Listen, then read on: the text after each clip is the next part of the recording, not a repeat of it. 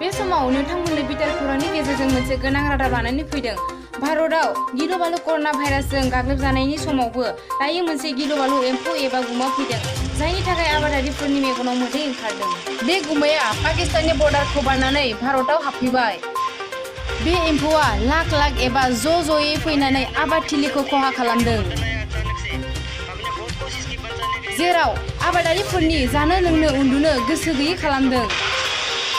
कुल मिला के अगर इनकी संख्या भी गिन दिया जाए, कम से कम 40 लाख से लेके 90 लाख तक की इनकी पॉपुलेशन।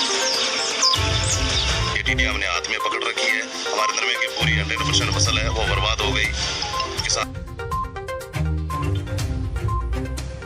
बे एम्फौआ खेबसे बारथुमब्लानो आबादा सिलिंखार जायो, जेराव आबादारिफोरनि गासैबो फसला जोबस्रांनानै थाङो। बे खहा खालामग्रा गुमाखौ आबादारिफोरा आखायाव बायदिसिना दामग्रा मुवा लाना होखानो नाजादों। जाय गुमाया 17 बोसोर सिगां भारतआव फैखांबायमोन। दिनै बे गुमाया कर'ना भाइरासजों भारतआ मोगा-मोगि जानांनाय समावबो भारतनि सुबुंफोरनि गोसोआव सोमखिहाबनाय लाबोदों। बे एम्फौआ गिबियाव आफ्रिकानिफ्राय फैनानै इरानाव हाबजेनदों।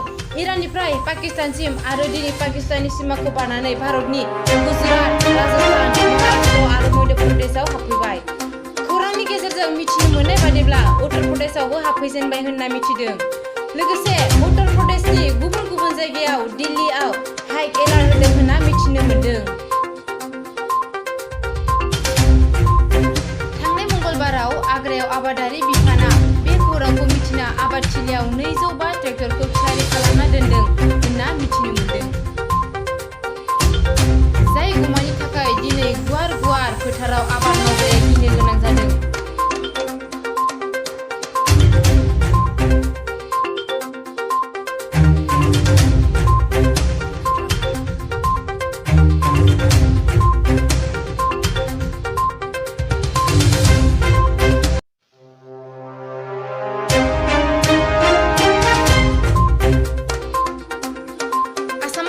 कर'ना भाइरासनि सा 704 सुबुङा कनफार्म पजिटिभ केस, बेनिनो सा 635 एक्टिभ केस, सा 62खौ फोसाबनो हाबाय, सा 4आ थैबाय आरो सा 3खौ माइग्रेटेड एबा गुबुनाव दैथायहरनाय जाबाय।